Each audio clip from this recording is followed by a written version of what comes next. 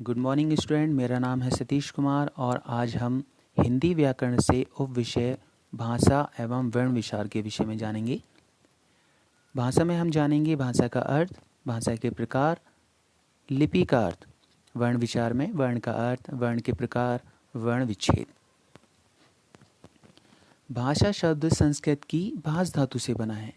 किससे बना है? भाष धातु से, जिसका अर्थ है अपने विचारों को समझना और दूसरों को समझाना। भाषा का अर्थ, भाषा वह साधन है जिसके द्वारा हम बोलकर, लिखकर, सुनकर, पढ़कर या अन्य किसी माध्यम से अपने विचारों का परस्पर आदान प्रदान करते हैं। मतलब यदि हमारे मन में कोई भी विचार हैं और हमें वो किसी अन्य व्यक्ति तक पहुंचाने हैं, अन्य व्यक्ति को बताने हैं, तो या तो हम बोल करके बताएंगे या लिख करके बताएंगे या अन्य किसी माध्यम से बताएंगे, और यही माध्यम भाषा कहलाता है। मतलब विचारों को किसी माध्यम से एक दूसरे तक पहुंचाना भाषा कहलाता है। भाषा के प्रकार, भाषा के मुख्यतः दो ही प्रकार होते हैं। पहला है लिखित भाषा। जब हम लिखकर अपने विचारों को व्यक्त करते हैं तब वह भाषा लिखित भाषा कहलाती है। जैसे पत्र लिखना, कंप्यूटर पर ईमेल लिखना, फ़ोन पर मैसेज लिखना आदि। मौखिक भाषा, जब हम बोलकर अपने विचारों को व्यक्त करते हैं तब वह भाषा मौखिक भाषा कहलाती है। जैसे भाषण देना, कविता सुनना, फ़ोन पर बातें करना आदि। स्टूडेंट, इसके अलावा एक भाषा और भी होती है जिसको सांकेतिक भाषा कहते हैं। आदि मानव काल में जब आदि मानव को लिखना पढ़ना नहीं आता था तब वो कैसे अपने विचारों को एक दूसरे तक पहुंचाते थे? वो आवाज़ के माध्यम से, संकेत के माध्यम से विचारों को एक दूसरे तक पहुंचाते थे। वो चिन्हों के द्वारा गुफाओं की दीवारों पर, पत्थरों पर चित्र बनाते थे और उन्हीं के माध्यम से अपने विचारों को प्रदर्शित करते थे। यही भाषा सांकेतिक भाषा कहलाती है। जैसे आपने देखा होगा ट्रैफिक पुलिस को कि वो किस तरह से इशारों के माध्यम से, यानी संकेत के माध्यम से ट्रैफिक को क्लियर कराते हैं, तो वही भाषा सांकेतिक भाषा कहलाती है। लिपि, किसी भी भाषा को उसके संकेतों या चिन्हों के द्वारा प्रदर्शित किया जाता है। जैसे हिंदी भाषा को ए, आ, कै, खे, अंग्रेजी भाषा को ए, बी, सी, डी चिन्हों के द्वारा लिखा जाता है। इसे लिपि कहा जाता है। प्रत्येक भाषा की लिपि का नाम होता है जो निम्न प्रकार है। यहाँ हिंदी भाषा देवनागरी लिपि में, मराठी भाषा देवनागरी लिपि में, संस्कृत भाषा देवनागरी लिपि में, अंग्रेजी भाषा रोमन लिपि में, पंजाबी गुरुमुखी लिपि में, उर्दू फारसी लिपि में। स्टूडेंट, इस दुनिया में कई सारी भाषाएं हैं और प्रत्येक भाषा को लिखने का अपना अलग तरीका है, उसके अपने अलग चिन्ह हैं। इन्हीं चिन्हों को लिपि कहा जाता है और इन्हीं लिपियों को भाषाओं के अकॉर्डिंग नाम भी दिया गया है। जैसे यहाँ हमारे दिए गए थे कि हिंदी भाषा किस लिपि में लिखी जाती है? देवनागरी लिपि में। अंग्रेजी भाषा रोमन लिपि में आदि। व्याकरण, व्याकरण क्या है स्टूडेंट? प्रत्येक भाषा में उसे पढ़ने, लिखने तथा उच्चारण करने के कुछ विशेष नियम होते हैं। इन्हीं नियमों का पालन करते हुए हम भाषा को शुद्ध रूप में पढ़ सकते हैं, लिख सकते हैं तथा बोल सकते हैं। ये नियम जिस भी ग्रंथ में लिखे होते हैं, जिस भी पुस्तक में लिखे होते हैं, उसे हम व्याकरण कहते हैं। व्याकरण वह ग्रंथ है जिसके द्वारा हम भाषा को शुद्ध रूप से लिखना, पढ़ना तथा बोलना सीखते हैं। यहाँ कुछ याद रखने योग्य तत्व दिए गए हैं। इसमें पहला पॉइंट है, मानव प्रारंभ में अपने विचारों, भावों को संकेतों को द्वारा व्यक्त करता था। मैंने भी बताया था कि प्राचीन काल में जब मानव अपने विचारों को कैसे व्यक्त करता था? संकेतों के माध्यम से, चित्र बना करके गुफाओं की दीवारों पर, पेड़ों की छालों पर, पत्थरों पर, है ना। दूसरा है, मानव की प्रारंभिक लिखाई चित्रात्मक थी, यानी संकेतों के बाद जब उसने अपने विचारों को लिखना स्टार्ट किया तब वो अक्षरों के द्वारा नहीं लिखता था, तब वो चित्रों के द्वारा, गुफाओं की दीवारों पर बना दिए चित्र, पत्थरों पर उसने बनाए, पेड़ों की छालों पर उसने बनाए। तो क्या था? ये थी चित्रात्मक लिखाई। लिखना तथा पढ़ना भाषा का लिखित रूप है। बोलना तथा सुनना भाषा का मौखिक रूप है। भारतीय संविधान में 22 भाषाओं को मान्यता प्राप्त है, यानी हमारे जो भारतीय संविधान में इसमें 22 भाषा ही वैलिड तरीके से अंकित की गई हैं। छठा पॉइंट है हमारी राजकीय भाषा हिंदी है, और सातवां है 14 सितंबर को हिंदी दिवस के रूप में मनाया जाता है, यानी प्रत्येक वर्ष भारत में 14 सितंबर हिंदी दिवस के रूप में मनाया जाता है। अब हम जानेंगे वर्ण के विषय में। वर्ण क्या है कि जब हम मुख से कोई शब्द बोलते हैं तो वह अनेक छोटी छोटी ध्वनियों के रूप से बनता है।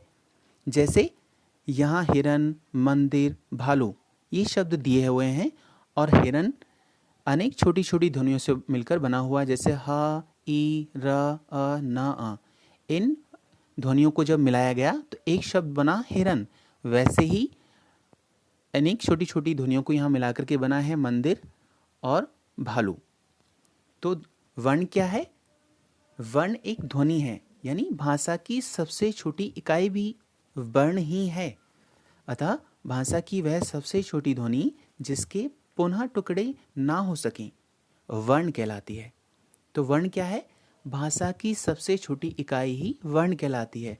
वर्ण से मिलकर के शब्द बनते हैं, शब्द से मिलकर के वाक्य, और वाक्य से मिलकर अनुच्छेद, और जब कई सारे अनुच्छेद को मिलाया जाता है तब हमारी भाषा तैयार होती है। वर्ण के प्रकार। वर्ण के 2 प्रकार होते हैं, पहला है स्वर और दूसरा व्यंजन। अब स्वर के भी 3 प्रकार होते हैं, पहला है ह्रस्व स्वर, दूसरा दीर्घ स्वर और तीसरा प्लुत स्वर। ह्रस्व स्वर क्या है? ह्रस्व स्वर के उच्चारण में बहुत कम समय लगता है। हिंदी में ह्रस्व स्वरों की संख्या 4 है। ए, ई, उ, री, ये कुल 4 वर्ण ही ह्रस्व वर्ण कहलाते हैं, यानी ह्रस्व स्वर कहलाते हैं। दूसरा है दीर्घ स्वर। दीर्घ स्वर के उच्चारण में ह्रस्व स्वर की अपेक्षा 2 गुना समय लगता है। हिंदी में दीर्घ स्वरों की संख्या 7 है, और ये कौन से हैं? आ, ई, ओ, ए, ऐ, ओ, औ। ये कुल 7 दीर्घ स्वर हैं। अब तीसरा है प्लुत स्वर। प्लुत स्वर के उच्चारण में ह्रस्व स्वर की अपेक्षा 3 गुना समय लगता है, यानी ह्रस्व स्वर में 1 गुना समय लगता था, दीर्घ स्वर में ह्रस्व स्वर से 2 गुना, और प्लुत स्वर में ह्रस्व स्वर से 3 गुना बल लगता है। जैसे आपने कभी देखा होगा पुस्तक में कहीं लिखा हुआ कि राम शब्द लिखा हुआ है, जब कभी प्लुत स्वर का हम कैसे इस्तेमाल करते हैं? आपने कभी संगीत वगैरह सुना है, वहाँ स्क्रिप्ट लिखी होती है, तो वहाँ जब हम कभी किसी को दूर से पुकार रहे होते हैं, जैसे एक शब्द है राम, राम मुझसे बहुत दूर खड़ा हुआ है, और यदि मैं उसको बुला रहा हूँ तो मैं किस तरह से उसको बुलाऊंगा? राम, है ना? तो रा और माँ के बीच में जो ये एस टाइप का साइन आता है, इसी को हम प्लुत स्वर कहते हैं। व्यंजन।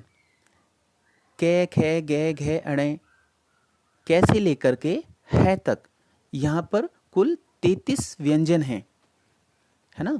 पहले जैसे वर्णमाला को 2 भागों में बांटा गया था, स्वर और व्यंजन में। स्वर के विषय में हमने पढ़ा कि स्वर 3 प्रकार के होते हैं, ह्रस्व स्वर, दीर्घ स्वर और प्लुत स्वर। अब व्यंजन के विषय में हम पढ़ रहे हैं कि क से लेकर के ह तक 33 वर्ण होते हैं। अन्य वर्ण। स्टूडेंट, इनके अलावा कुछ अन्य वर्ण भी होते हैं, जैसे अयोगवाह। और ये अयोगवाह कौन कौन से होते हैं? अंग तथा अह, ये 2 हैं। हिंदी की विकसित ध्वनियाँ अड़, ढ, ये भी 2 ही हैं। संयुक्त व्यंजन, छ से क्षत्रिय, त्र से त्रिशूल, ज्ञ से ज्ञानी तथा श्र से श्रीमान, ये मिलाकर के 4 हैं। अ की कोई अपनी मात्रा नहीं होती, सभी व्यंजन ए की सहायता से ही बोले जाते हैं। कैसे बोले जाते हैं? जितने भी हिंदी वर्णमाला में व्यंजन हैं वो सभी व्यंजन ए स्वर की सहायता से ही बोले जाते हैं। जैसे यहाँ दिया हुआ है क, और क के नीचे एक रेखा खींची हुई है जिसको हम कहते हैं हलंत, यानी जब भी किसी वर्ण में इस तरह की रेखा खींची हो तब समझ लेना कि उसमें स्वर नहीं है। अब देखिए क के नीचे हलंत लगा हुआ है, यानी इसमें स्वर नहीं है। अब क प्लस आ, जब इन दोनों को मिलाया गया तो क का रूप चेंज हो गया, यानी परिवर्तित हो गया। अब उसमें से हलन नहीं दिखाई दे रहा है। तो हम समझ सकते हैं, हम जान सकते हैं कि जब भी किसी व्यंजन के नीचे तिरछी रेखा, यानी जिसको हलंत कहते हैं, अगर लगी हुई है तो हम समझ जाएंगे कि उसमें स्वर नहीं है। और यदि उसमें स्वर को मिलाया जाएगा तब वो रेखा वहाँ नहीं दिखाई देगी। जैसे यहाँ उदाहरण दे रखे हैं, च प्लस अ, फिर च देखिए उसमें हलंत नहीं दिखाई दे रहा है। ल प्लस अ, फिर जब मिलाया गया तो ले पूरा हो गया, यानी उसमें हलंत नहीं दिखाई दे रहा। ऐसे ही यहाँ कुछ वर्ण दिए हुए हैं।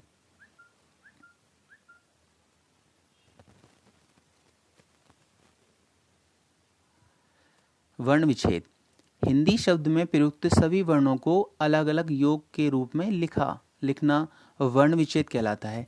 जैसे यहाँ कुछ शब्द दिए हुए हैं और उनके वर्ण विच्छेद दिए हुए हैं। वर्ण विच्छेद क्या है स्टूडेंट? कि जब भी किसी स्वर में से स्वर और व्यंजन को, यानी जब भी किसी शब्द से स्वर और व्यंजन को अलग अलग करके लिखा जाता है तब उसको हम वर्ण विच्छेद कहते हैं। जैसे आलोक, आलोक एक शब्द है। अब इसका जब भी हम वर्ण विच्छेद करेंगे तो क्या होगा? स्वर को अलग निकालेंगे और व्यंजन को अलग।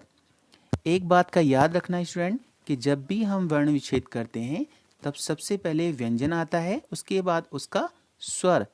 यहाँ आलोक में आ स्वर पहले दे रखा है, इसलिए आ पहले ही आएगा।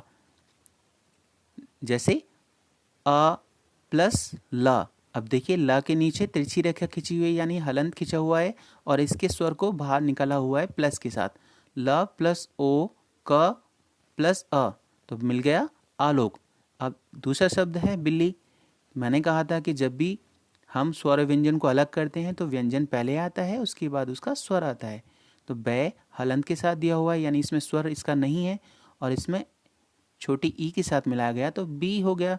फिर आधा लय, यानी बिना स्वर का लय, फिर बिना स्वर का ला, फिर ई, तो मिलाकर लिखा गया बिल्ली। इसी प्रकार से यहाँ जो शब्द दिए गए हैं और उनका वर्ण विच्छेद दिया गया है। याद रखने योग्य तत्व। भाषा की सबसे छोटी इकाई वर्ण कहलाती है। क्या कहलाती है? वर्ण। वर्णों का क्रमबद्ध समूह वर्णमाला कहलाता है। मतलब जब भी सभी हिंदी वर्णों को एक क्रम से लिखा जाता है तब उस समूह को हम क्या कहते हैं? वर्णमाला कहते हैं। स्वर के 3 प्रकार होते हैं, ह्रस्व स्वर, दीर्घ स्वर तथा प्लुत स्वर। हिंदी वर्णमाला में कुल 11 स्वर, 33 व्यंजन और 8 अन्य वर्ण हैं। इनको मिलाकर के वर्णमाला में कुल वर्णों की संख्या 52 है। प्रत्येक व्यंजन अस्वर की सहायता से बोले जाते हैं, है ना। बिना अस्वर की सहायता से लिखे गए व्यंजन के नीचे एक रेखा खींच देते हैं। जैसे ब्रैकेट में स दिया हुआ है, उसके नीचे एक तिरछी रेखा खींची हुई है। इसका मतलब इस स में स्वर नहीं है, इसीलिए इसके नीचे हलंत लगा हुआ है। 8वां पॉइंट, शब्दों के वर्ण को अलग अलग करके लिखना वर्ण विच्छेद कहलाता है।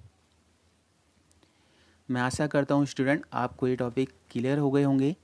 बहुत बहुत धन्यवाद।